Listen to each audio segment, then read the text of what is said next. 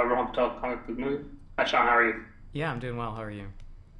Doing well, too. Thank you. Well, the show's awesome, so I just wanted to get going with since there are so many, we see a lot of Godzilla, a lot more Godzilla than you would expect in the show, and there's so many other Titans. How much does it sort of take you to render these Titans throughout? Like, what's sort of the behind the scenes process of getting these Titans and make them look as as good as possible?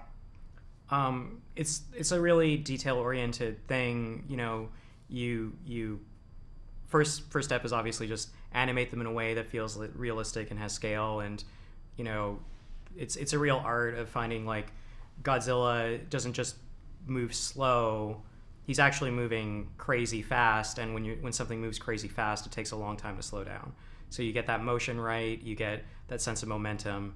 Then when you actually go to render it, you want the light to be, as realistic as possible, but you want to, use things to shape it in some way. So, if you're looking at Godzilla, it can help a lot of times to like put a little bit of a sense of a cloud between the light source and, the various parts of them. So you get like the equivalent of what you would have from a lighting on a real set, like a gobo that sits in front of the light.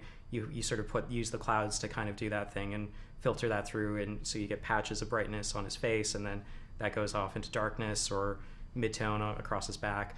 Then you layer in some atmospherics and effects, and so you let him interact with the physical objects in the environment, and that starts to build up scale. And then you just you finish it off with rendering and or with compositing, and get like a little bit of balancing tweaks and stuff through that.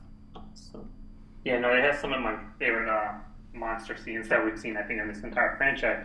And then, how many Titans did you sort of get? Because I think there is, without any spoilers, how many? There are maybe like one or two Titans in each episode. So, how many Titans did you actually get to work with, conceptualize, and by from episode 1 to 10? I'm not sure how, like, I don't know if I can give like a literal number to it, but in the first one we've got like a good 4 or 5 monsters in there, and then there's a little bit less in the subsequent episodes, but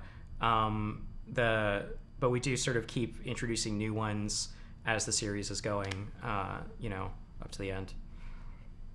And then I don't know how much you get to do it with it, but are there any practical effects? Do you get to incorporate any like little bit of a practical model or something that you later do something with, or is it mostly generally CGI stuff?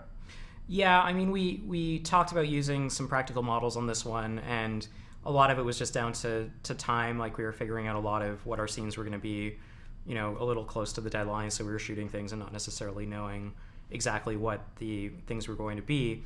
That being said, we had, sometimes we would do rough maquette models with the art department, so we could see, okay, this is what the whole thing will be when we render it, and